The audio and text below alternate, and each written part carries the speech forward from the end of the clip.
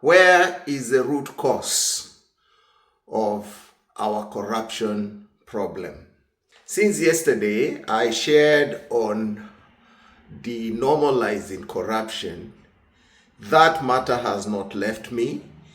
I mentioned the prayer of Bishop Oginde in yesterday's clip. But today my thoughts have been all over. In fact, I've done a lot of introspection because the Lord reminded me of my late mother, who used to share with me stories about the East African revival. I want to use the East African revival as a perfect example of true Christianity in Kenya, Uganda, Rwanda, Burundi, and Tanzania. The kind of Christianity we have now in Kenya leaves a lot to be desired. Unfortunately, we ought to be one of the best crime-free, corrupt-free, matata-free nations because at one time we had the highest number of born-again Christians in the world. So how is it possible for us to have the highest number of born-again Christians and also be highly rated in matters pertaining to corruption? You see, that's the dichotomy and the battle that I'm going through. And I'm not speaking from a place of being perfect. I've had myself to introspect and even see areas where I've deviated from what true Christianity is all about. And I've done my own confessions and I will continue to do my own confessions. But I think this call here, why I mentioned the East African revival, is because when people got born again during that time, they confessed their sins publicly. And it was not an easy confession. It was things like what my mother would share, my late mother would share with me, that somebody would come and say, by the way, I took this property, I stole this from you, and I'm returning it. And I'm sorry. And some of those people lost their eyes. I remember a story my mother shared with me, how a man lost his eyes and he didn't complain. He said, this is the price for my sin. How come that now we can say we are sorry, but there is no form of restitution, returning those things we have stolen, or breaking relationships that are illicit or wrong? How come we are not able to have that kind of Christianity of the Tukutendereza people? And yet we experience that revival. How come we have a big number of Pentecostal churches, but we are still having challenges of corruption?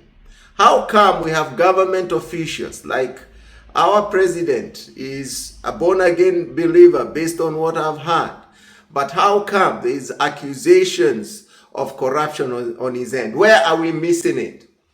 Why is our Christianity skin deep? Do we need to revisit our theology? Because those people believed, one, in personal and public confession, they believe in restitution, and they believed in walking in the light. Walking in the light. And those are three things, even personally, I'm asking. If maybe I should one of these days come and make some public confessions of the sins I've committed. I think many people would be traumatized. But this is what that Christianity was all about. It was one that was deep and transformational. It was reformational. And I think this is what we need. For us to denormalize corruption, we must name it. Maybe we need to have that which South Africa used to have: truth, reconciliation, and returning commission. Maybe we need to have that, because how come we have believers coming to the Lord, and even those in government going to churches, but the sermons don't seem to be going deep into the heart of the matter? Because as we look at corruption as a system problem, there is a soul problem. Before there is a problem in our Christianity, in that which is being produced from our sermons addressing the real issues, or they are just talking of prosperity, they are talking of blessings, and we are evading and refusing to tackle the real issue. So the problem of corruption in Kenya must have a multifaceted approach. The church must revisit its theology. We must revisit our educational system. Are we addressing the very issue of corruption in our educational curriculum? Are we in our homes? Are we modeling a corrupt-free families, or do we celebrate wealth that is unexplained? How are we doing it? Right from the home to our communities, to the church and educational system, how do we denormalize corruption? And I think this is a fundamental question I'm asking. Using the barometer of the East African revival, using the plumb line of our 2010 constitution, using the pillar of the scriptures, how do we denormalize corruption? I think those are the fundamental questions. I was just listening to a musician just now. His name is Philip Kimani, and he sings Kikuyu gospel. And I was told recently he refused 1 million Kenya shillings from a politician. That's not normal. That's not normal. Because in Kenya, what is normal is to accept bribes, to have politicians who we still know they are bringing tithes, but we accept those tithes. Is our theology right? Do we need to revisit our theology? Do we need to revisit our sermons?